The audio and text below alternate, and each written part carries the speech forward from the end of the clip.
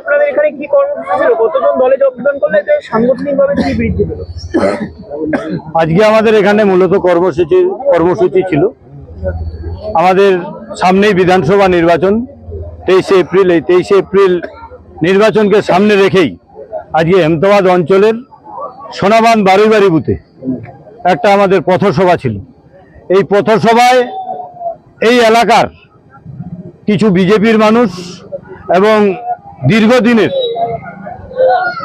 তিনারা এখানটায় কংগ্রেসের করে আসছেন, সিপিএম এর কমরেডও ছিল, আছে পুরানো বহুদিনের, এবং গত 23 সালের যে পঞ্চায়েত নির্বাচন এই জায়গায় বিজেপির প্রার্থী হয়েছিল, তিনিও আছেন।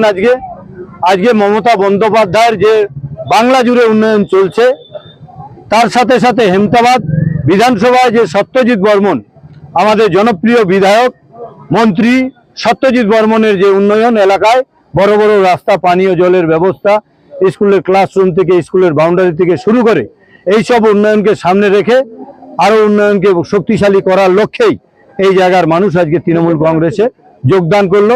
প্রায় 150 থেকে 200 মানুষ আজকে যোগদান করলো এই সভা থেকে।